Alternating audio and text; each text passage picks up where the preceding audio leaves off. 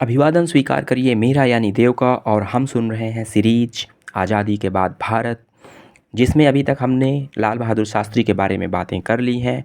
अब हम देखेंगे कि आखिर इंदिरा गांधी का जो उभार था उस समय वो किस तरीके से इस तरह के हमारे राजनीतिक परिप्रेक्ष्य को उसने अपने आलोक से आलोकित किया। इंदिरा गांधी सरकार ने कई ऐसे गंभीर समस्याओं का सामना किया जो लंबे समय से चली आ रही थीं, जिस पर तत्काल ध्यान और उनके समाधान की ज़रूरत थी। पंजाब उफान पर था तथा नागा एवं मिजो क्षेत्र बगावत कर रहे थे।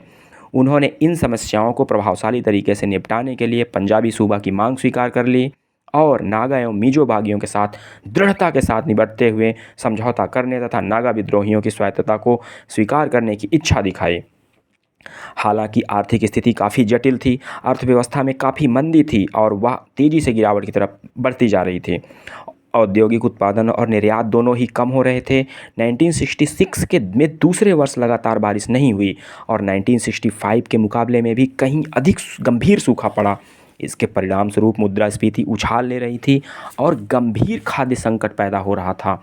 देश के बहुत बड़े हिस्से में, खासकर बिहार और पूर्वी उत्तर प्रदेश में, सूखे की स्थिति बनी हुई थी और 1965 के युद्धों तथा पाकिस्तान चीन सैनिक सहयोग के कारण खर्चे में तीखी वृद्धि हो रही थी, जिससे बहुत सारा संसाधन नियोजन एवं आर्थिक विकास से बाहर हो गया था। बजट घाटा बढ़ रहा था, जिससे चौथी पंचवर्षीय योजना खतरे में पड़ गई थी। इस स्थिति में बहुत ही कठोर निर्णयों की आवश्यकता थी और उन्हें दृढ़ता से लागू किया जाना जरूरी था, परंतु सरकार ढुलमुल निर्णय लेने में धीमी और उससे भी ज़्यादा उन्हें लागू करने में बहुत ही अप्रभावी एवं अकुशल थी।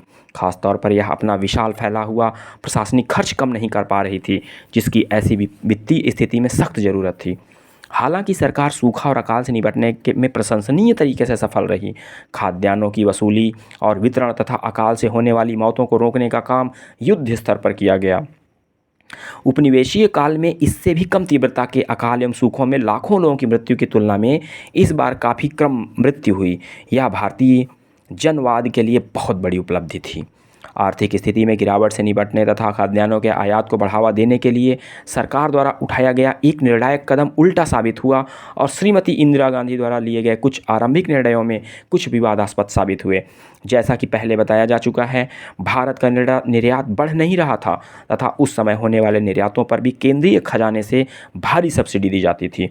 इंदिरा गांधी के सलाहकारों ने यह तर्क दिया कि ऐसे रुपए के बहुत अधिक मूल्य निर्धारित किए जाने के कारण और यदि रुपए का अवमूल्यन कर दिया जाए तो अति आवश्यक विदेशी पूंजी का बेहतर प्रवाह आना शुरू हो जाएगा। भारत अपने खाद्य सुरक्षा के लिए PL 480 सहायता कार्यक्रम के अंतर्गत अमेरिका से आयात किए जाने वाले गेहूं पर भारी रूप से आश्रित था। इसके अलावा विश्व बैंक और अंतर्राष्ट्रीय मुद्रा कोष से उस आर्थिक मदद को फिर से शुरू करने की तत्काल आवश्यकता थी जो भारत पाक युद्ध के दौरान रोक दी गई थी। अमेरिका, विश्व बैंक और अंतर्राष्ट्रीय मुद्रा कोष ने रुपए के अवमूल्यन करने पर जोर डाला। फलस्वरूप भारत सरकार ने 6 जून को रुपए का 35.5% अवमूल्यन कर दिया। इस समय श्रीमती इंदिरा गांधी को सत्ता में आए सिर्फ 4 माह हुए थे। इस निर्णय के खिलाफ पूरे देश में गुस्से से भरे विरोध प्रदर्शन हुए। हर प्रकार के राजनीतिक विचार रखने वालों ने इस कदम का विरोध किया। सबसे तीखी आलोचना वामपंथी समूहों और दलों ने की। ज़्यादातर बुद्धिजीवियों ने भी इसका विरोध किया। कामराज ने इस तथ्य पर भी नाराज़गी जताई कि इस निर्णय को लेने से पहले उनसे सलाह तक नहीं ली गई। कांग्रेस पार्टी के अंदर के आलोचकों ने यह महसूस किया कि ऐसा विवादास्पद और अलोकप्रिय निर्णय चुनाव के वर्ष में नहीं लिया जाना चाहिए। इस बात पर भी व्यापक असंतोष था कि सरकार ने विदेशी दबाव में आकर काम किया। ऊपर से विसंगति यह कि अवमूल्यन निर्यात बढ़ाने तथा विदेशी पूंजी को आकर्षित करने के अपने घोषित लक्ष्य को भी पूरा करने में असफल रहा।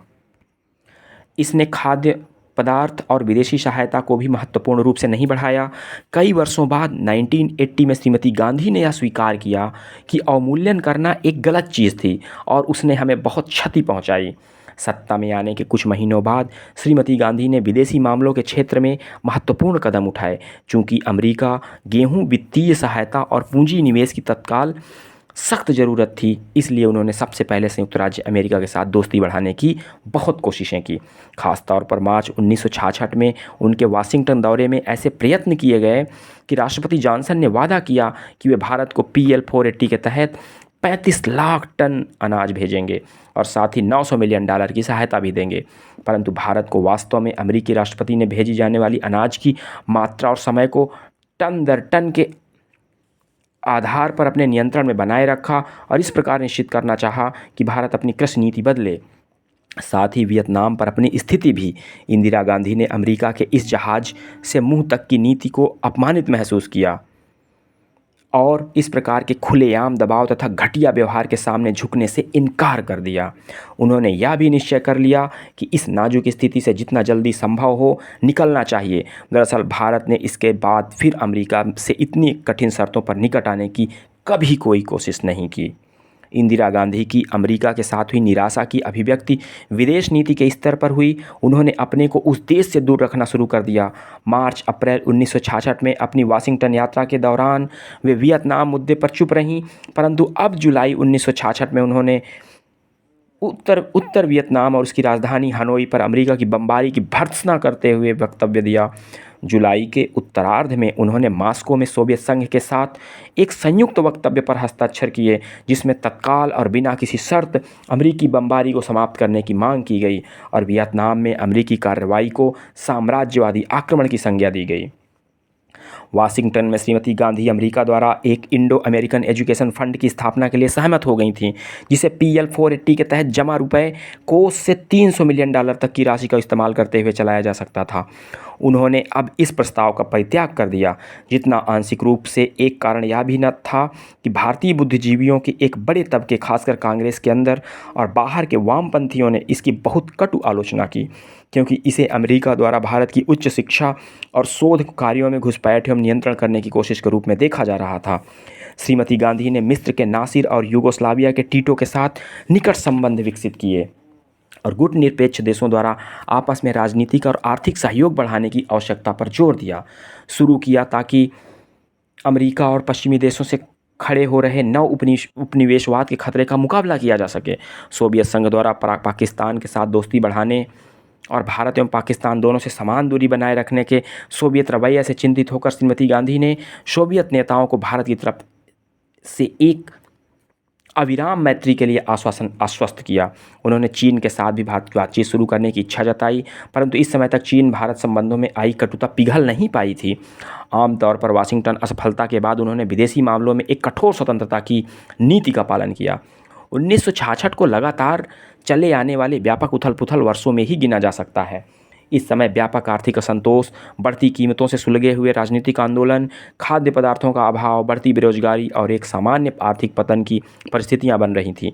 इस बढ़ते हुए असंतोष में ऊपर से समाज के विभिन्न तबकों, खासतौर पर निम्न मध्यम वर्ग की अपूर्ण आकांक्षाएं आग में घी का काम कर रही थीं। बहुत सारे लोग अपनी आकांक्षाओं को संतुष्ट कर पा रहे थे, परंतु ऐसे अनेक लोग थे जो ऐसा कर पाने में असमर्थ थे। इसके अलावा विकास की पूंजीवादी पद्धति विभिन्न सामाजिक वर्गों, समूहों और तबकों के बीच आर्थिक असमानता को लगातार बढ़ा रही थी। जिस समय इंदिरा गांधी को प्रधानमंत्री के रूप में शपथ दिलाई जा रही थी, उस समय जन आंदोलनों, प्रदर्शन, छात्र हड़ताल, दंगे, सरकारी कर्मचारियों द्वारा आंदोलन की एक लहर सी चल रही थी। ये आंदोलन अक्सर हिंसक हो उठते थे। बंद के आयोजनों के रूप में एक नई चीज़ सामने आई, जो शहरों, महानगरों या संपूर्ण राज्य के कामकाज ठप करने की कोशिश करती थी। आंदोलनकारी भीड़ लाठी लिए पुलिस वालों के साथ अक्सर उलझकर कानून और व्यवस्था तोड़ देती थी। कई बार सेना बुलानी पड़ी। इन लाठी चार्जों और पुलिस फायरिंग ने प्रशासन को और भी बदनाम कर दिया। शिक्षकों और अन्य मध्यवर्गीय पेशेवर लोग जैसे डॉक्टर और इंजीनियर भी हड़तालियों और आंदोलनकारियों की कतार में शामिल होने लगे, जिनकी मांगें कीमतों में अचानक वृद्धि का मुकाबला करने के लिए ऊंचा वेतन तथा महंगाई भत्ता आदि से संबंधित होती थीं। प्रशासन एवं सत्ताधारी राजनीतिक नेतृत्व में जनता का विश्वास घटता जा रहा था। विपक्षी पार्टियां, खासकर CPM, समाजवादी और जनसंघ ने जनता की इस मनोदशा का पूरा फायदा उठाते हुए सरकार के लिए लगातार परेशानी पैदा करते रहे और उन्होंने बंद तथा अन्य प्रकार के आंदोलनों को संगठित करने में अग्रणी भूमिका निभाई। उनमें से कुछ लोगों का यह विश्वास था कि प्रशासनिक ढांचे के ध्वस्त हो जाने के बाद बनी परिस्थिति उन्हें चुनाव तथा गैर संसदीय, गैर संवैधानिक उपायों से सत्ता में आने में मदद करेगी। परिणाम स्वरूप अक्सर वे जनतांत्रिक सीमाओं और संवैधानिक मर्यादाओं को लांघ जाते थे। जनसंघ एवं अन्य सांप्रदायिक ताकतों ने गो हत्या पर पूर्ण प्रतिबंध लगाने के लिए विकराल देशव्यापी आंदोलन चलाना शुरू कर दिया, ताकि चुनाव में हिंदुओं की राजनीतिक भावना का लाभ उठाया जा सके। परंतु इस मांग के सांप्रदायिक चरित्र के कारण इसके विरुद्ध दृढ़ता से खड़ी रही साथ ही इसका कारण यह भी था कि कई अल्पसंख्यक एवं हिंदुओं के बीच निम्न जाति समूह गोमांस का खाने में उपयोग इसकी कम कीमत के कारण करते थे। श्रीमती गांधी ने संसद को बताया, यह सरकार के ऊपर हमला नहीं है, यह हमला हमारी जीवन शैली, हमारे मूल्यों और परंपराओं पर है, जिन्होंने हमें समझोए रखा है। 7 नवंबर को नंगे साधुओं के नेतृत्व में हजारों की भीड़ ने हाथ में तलवार, भाला और त्रिशूल लेकर संसद भवन के अंदर वस्तुतः घुसने की कोशिश की। उन्होंने संवैधानिक सरकार को अस्थिर करने का प्रयास किया एवं बसों और वाहनों को जलाने, दुकानों को लूटने और रास्तों में पड़ने वाले भवनों पर आक्रमण भी किया। उन्होंने प्रहार करने की मंशा से कामराज के घर को भी घेर लिया। इसमें पुलिस के साथ झड़प हुई, जिसका नतीजा यह हुआ कि एक पुलिस वाला और 6 साधु मारे गए। गृह मंत्री गुलजारी लाल नंदा पर स्थिति को अकुशलता से निपटने का आरोप लगाते हुए श्रीमती गांधी ने उनसे त्यागपत्र मांग लिया। यह आंदोलन शीघ्र ही मंद पड़ गया और यहाँ तक कि अगले चुनाव में भी यह कोई मुद्दा नहीं बन सका। वर्ष 1966 एक संस्था के रूप में संसद के पतन की शुरुआत का गवाह भी बना। संसद के अंदर विपक्ष के कुछ संसदीय सदस्य संसदीय शिष्टाचार और आचरणों को पूरी तरह से ताक पर रखते हुए लगातार व्यवधान उत्पन्न करते और अनुशासनहीनता दिखाते रहे। कई बार युवा प्रधानमंत्री को पद के अनुरूप सम्मान प्रदान नहीं किया जाता था। उन्हें अक्सर कई तरीके से परेशान और तंग किया जाता था। उन पर गंदे व्यक्तिगत आक्षेप और अनैतिक टिप्पणियाँ की जाती थी, जिसमें पुरुषवादी अहंकार, कामुक संकेत और निराधार आरोप भरे रहते थे। डॉक्टर राम मनोहर लोहिया उनका मजाक उड़ाने का अवसर नहीं चूकते थे और उन्होंने उन्हें गूंगी गुड़िया तक कह डाला। यहाँ तक कि पार्टी के अंदर भी उन्हें काफ़ी मुसीबत भरी परिस्थिति का सामना करना पड़ा। इसके अलावा कांग्रेस के जन समर्थन का काफ़ी लक्ष्य क्षय हो चुका था। पार्टी का पतन हो रहा था और यह निष्क्रिय होती जा रही थी। नेहरू के ज़माने से चली आ रही राजनीतिक पहल को भी यह खोती जा रही थी। पार्टी में गुटबाजी बढ़ रही थी और हर एक स्तर पर गुटों के बीच प्रतिद्वंदिता शुरू हो गई थी, जिसके कारण करीब करीब हर एक राज्य में विक्षुब्ध गुटों का निर्माण हो रहा था। स्वयं श्रीमती गांधी की स्थिति पार्टी के अंदर कमज़ोर और असुरक्षित बनी हुई थी। प्रधानमंत्री बनने के बाद वह अपनी पसंद से अपने मंत्रिमंडल का चुनाव तक नहीं कर पाईं और सभी महत्वपूर्ण मंत्रालय, गृह रक्षा, वित्त, विदेश और खाद्य उन्हें ज्यों का त्यों बिना किसी परिवर्तन के छोड़ देना पड़ा। पार्टी अध्यक्ष के कामराज एवं सिंडिकेट लगातार प्रधानमंत्री के विरुद्ध पार्टी संगठन की महत्ता पर जोर डाल रहे थे। वे पार्टी के नीति निर्धारण और अनुपालन के लिए की जाने वाली कार्रवाइयों में श्रीमती गांधी की स्वतंत्रता को सीमित करना चाहते थे। उन्होंने पार्टी के अंदरूनी मामलों एवं संसदीय चुनाव के लिए उम्मीदवारों के चयन में भी उन्हें कोई खास स्थान नहीं दिया। इंदिरा गांधी को यह सब बर्दाश्त करना पड़ा क्योंकि 1967 एक चुनाव वर्ष था। इसके कारण एक राजनीतिक नेता के रूप में उनकी 2 मुख्य कमजोरियां थीं। वह एक नेता के रूप में बिल्कुल प्रभावहीन थीं और उनके विरोधी संसदीय पार्टी यहाँ तक कि मंत्रिमंडल के अंदर उन्हें अलग थलग करने में अक्सर सफल हो जाते थे। और दूसरा, उनमें विचारधारात्मक धड़ों की कमी थी। 1967 के आम चुनाव में लोकसभा एवं प्रदेश विधानसभाओं के लिए चौथे आम चुनाव का भारतीय राजनीति पर मूलगामी प्रभाव पड़ा। चुनाव की तैयारियां और चुनाव कई महत्वपूर्ण विशेषताओं से भरे थे। कांग्रेस पार्टी अपना जनादेश खो चुकी थी और सामाजिक एवं संस्थागत परिवर्तन की पार्टी के रूप में उसका चरित्र और प्रेरणा चूक गई थी। बड़े पैमाने पर इसमें लोगों का मोहभंग हो चुका था, जिसका कारण खासतौर से इसके बड़े नेताओं के बीच भ्रष्टाचार एवं उनकी विलासितापूर्ण जीवन शैली थी। क्षेत्रीय एवं स्थानीय कांग्रेस के मठाधीशों में कई ऐसे थे जिनके बारे में लोग यह महसूस करते थे कि वे सिर्फ कुर्सी के पुजारी हैं, जो हमेशा राजनीतिक जोड़ तोड़ और गुटबाजी में लीन रहते हैं। इसके साथ ही लोग इसलिए भी ज़्यादा निराश महसूस करते थे क्योंकि कोई भी पार्टी नहीं थी जो कांग्रेस की जगह ले सके। विपक्षी पार्टियों ने चुनाव प्रचार के दौरान किसी मूलभूत सामाजिक मुद्दे को नहीं उठाया। उन्होंने मूल रूप से कांग्रेस को हराने के प्रश्न पर अपना विचार चलाया। हालांकि लोगों के अंदर अब महान राजनीतिक जागृति आ चुकी थी। 1967 में मतदाताओं का 61.1% हिस्सा वोट डालने आया, जो अब तक का सबसे अधिक प्रतिशत माना जाता था उस टाइम तक। 1964 से ही कांग्रेस में पतन हो रहा था। वह इस चुनाव में सिंडिकेट के नेतृत्व में उतर रही थी। पार्टी कमज़ोर, विभाजित और गुटबंदी का शिकार हो चुकी थी, जिसके नेता जनता के गिरते हुए समर्थन और सम्मान से बेखबर थे। पहले की गुटबंदियां प्रदेशों तक सीमित थी, परंतु अब इसने अपनी चपेट में केंद्र को भी ले लिया था। पहले केंद्रीय नेतृत्व राज्य स्तर पर होने वाले विवादों को कम करने की कोशिश करता था, ताकि विक्षिप्त लोग भी खुद को अलग थलग में न महसूस करें, परंतु अब केंद्रीय नेतृत्व केंद्र में अपनी स्थिति को सुरक्षित बनाए रखने के लिए राज्यों के अंदर प्रभावशाली गुट को अपना समर्थन देता था। जैसा कि जरीर मसानी ने दिखाया है, इसका परिणाम कांग्रेस नेतृत्व के हर स्तर पर लगातार चलने वाले सत्ता संघर्ष के रूप में सामने आया और पार्टी अनुशासन, आत्मविश्वास तथा बंधुत्व की जिस भावना का कांग्रेस ने आज़ादी के आंदोलन के दौरान निर्माण किया था और जिसके बगैर इसको एक रखने की आशा भी नहीं की जा सकती थी, वह उसका बहुत तेज़ी से ह्रास हो रहा था। कांग्रेस के अंदर गुटबंदी की पूरी झलक पार्टी के उम्मीदवारों के चयन में प्रतिबिंबित होती थी। टिकटों के बंटवारे पर सिंडिकेट के सदस्यों का पूरा वर्चस्व था और उन्होंने बहुत ही भेदभावपूर्ण ढंग से काम किया। करीब 1000 ऐसे कांग्रेसी जिन्हें टिकट देने से इनकार कर दिया गया था, अब स्वतंत्र उम्मीदवारों ने राज्य स्तरीय विक्षुब्ध गुटों के सदस्य के रूप में कांग्रेस के आधिकारिक प्रत्याशियों के विरुद्ध खड़े होने का निर्णय ले लिया। 1967 के चुनाव की सबसे बड़ी विशेषता विपक्षी दलों की एक जगह आना था। उनमें से कुछ ने कुछ राज्यों में कांग्रेस विरोधी मोर्चे का गठन किया, कुछ अन्य मामलों में उन्होंने सीटों के तालमेल और आपसी प्रतियोगिताओं को दरकिनार कर कई प्रकार से चुनावी समझौते किए। अक्सर कांग्रेस पार्टी के विक्षुब्ध नेता और अन्य समूहों ने इस प्रक्रिया में हिस्सा लिया, परंतु करीब करीब मामलों में ये पार्टियां विचारधारा और कार्यक्रम के आधार पर एक दूसरे से भारी विरोध रखती थीं। उन्हें आपस में जोड़ने वाली एकमात्र चीज़ कांग्रेस को पराजित करने की इच्छा मात्र ही थी। इस मामले में लोहियावादी समाजवादी सबसे अधिक असंयमी थे। वे सांप्रदायिक जनसंघ और दक्षिणपंथी स्वतंत्र पार्टी से भी हाथ मिलाने में से भी बिल्कुल नहीं हिचकिचाए। इसी प्रकार अन्य राज्यों में धर्मनिरपेक्ष स्वतंत्र पार्टी और सांप्रदायिक जनसंघ ने हाथ मिलाया। कुछ राज्यों में कम्युनिस्टों और दक्षिणपंथियों के बीच भी खाई की पाट दी गई। तमिलनाडु में स्वतंत्र सीपीएम, मुस्लिम लीग तथा लीग जाति अहंकारवादी डीएमके सहयोगी बने। केरल में सीपीएम और मुस्लिम लीग ने हाथ मिलाया, जबकि पंजाब में जनसंघ और अकालियों ने आपस में सीपीएम के साथ हाथ मिला लिया। चुनाव के नतीजे बहुत नाटकीय थे। कांग्रेस को भारी झटका लगा। हालांकि लोकसभा पर नियंत्रण बनाए रखा और 520 में से मात्र 284 सीटें हासिल की, परंतु इसका बहुमत काफ़ी कम हो गया। 1962 में 228 सीटों के मुकाबले अब बहुमत 48 सीटों का रह गया। पश्चिम बंगाल और केरल को छोड़कर जहां वामपंथियों को फायदा हुआ था, बाकी सभी जगहों पर कांग्रेस के ह्रास का फायदा सांप्रदायिक, सामंती, दक्षिणपंथी और क्षेत्रीय दलों को हुआ। कांग्रेस ने 8 राज्यों बिहार, उत्तर प्रदेश, राजस्थान, पंजाब, पश्चिम बंगाल, उड़ीसा और मद्रास और केरल की विधानसभाओं में अपना बहुमत खो दिया। उत्तर प्रदेश, मध्य प्रदेश और हरियाणा में जनसंघ, उड़ीसा, राजस्थान, आंध्र प्रदेश और गुजरात में स्वतंत्र पार्टी तथा बिहार में एसएसपी एवं पश्चिम बंगाल तथा केरल में कम्युनिस्ट पार्टी विपक्षी दल उभरे।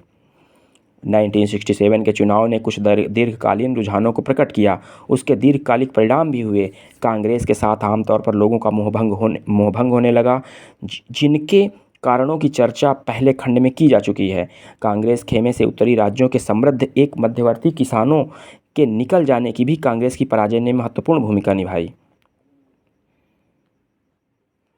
1950 के दशक के आरंभिक दिनों में किए गए भूमि सुधार के परिणाम स्वरूप भूमि स्वामित्व और सामाजिक शक्ति धीरे धीरे समृद्ध किसानों की तरफ खिसक चुकी थी। वे यह महसूस कर रहे थे कि उनकी नव अर्जित आर्थिक स्थिति और सामाजिक ओहदा, जो मूलतः जमीन पर उनके नियंत्रण से जुड़ा था, उस पर आशंकित खाद्यान्न उगाही संबंधी नीति, भूमि सुधार तथा कांग्रेस एवं विशेष रूप से इंदिरा गांधी और कांग्रेसी वामपंथियों के लोग लुभावने नारों से खतरा महसूस कर रहे थे। गांव के अंदर वर्गीय दरार बढ़ती ही जा रही थी। किसी प्रकार की राजनीतिक जागृति अथवा भूमिहीन मजदूरों द्वारा मजदूरी तय करने की शक्ति से गाँव में समृद्ध किसानों के प्रभुत्व को खतरा महसूस हो रहा था। समृद्ध किसान कांग्रेस द्वारा निर्मित वर्गीय समीकरणों के अंदर एक बड़ी भूमिका या वस्तुतः एक प्रभुत्वकारी भूमिका निभाना चाहते थे और सरकारी नीतियों को सीधे सीधे अपने पक्ष में बदलवाना चाहते थे। दक्षिण भारत में वर्ग और जातिगत ढांचा उत्तर के मुकाबले बिल्कुल भिन्न था। कम्युनिस्टों की उपस्थिति ने ग्रामीण भूस्वामियों को कांग्रेस से बांधे रखा। इसके अलावा समृद्ध किसानों का कोई वैकल्पिक दल अस्तित्व में नहीं था। दूसरी तरफ बिहार, उत्तर प्रदेश और पंजाब में एसएसपी, बीकेडी और अकाली दल आदि समृद्ध किसानों के हितों के वाहक के रूप में काम करने के लिए कई वैकल्पिक पार्टियां मौजूद थीं। दरअसल कांग्रेस कहीं से भी धनी किसान विरोधी पार्टी नहीं थी, परंतु अपने उग्र सुधारवादी नारों के कारण उत्तर प्रदेश में इन्हें इस दृष्टि से देखा जाता था। यह भी सच है कि कांग्रेस समृद्ध किसानों की सभी मांगों को बिना गांव के मुखियों, गांव के गरीबों को अपने से बिल्कुल दूर किए अथवा औद्योगिकरण एवं आर्थिक विकास के जिस पथ को वह अपनाना चाहती थी, उसे खतरे में डाले बगैर किसी भी तरह पूरा नहीं कर सकती थी। 1968 के चुनाव ने भारतीय राजनीति में समृद्धि और मध्यवर्ती किसानों के बढ़ते हुए महत्व के युग का आरंभ किया। ग्रामीण, सामाजिक, राजनीतिक और आर्थिक परिदृश्य पर उनका प्रभुत्व तथा कांग्रेस एवं कम्युनिस्टों के लिए उनकी नफरत आज भी वैसी ही बनी हुई है। छोटे किसानों और भूमिहीन मजदूरों के गठबंधन से ही उनके इस प्रभुत्व को चुनौती दी जा सकती थी। 1971 में बिना समृद्ध किसानों के हितों पर आक्रमण किए चुनावी रूप से इंदिरा गांधी ने यही काम पूरा करने की कोशिश की। अब इसके बाद गठबंधन की सरकारों का दौर शुरू होगा और इसके बारे में चर्चा करेंगे हम आगे के एपिसोड में। मैं हूं देव और मेरे साथ आप सुन रहे हैं आज़ादी के बाद भारत की श्रृंखला, शास्त्री से इंदिरा गांधी तक 1964 टू 69। धन्यवाद। जय हिंद, जय भारत।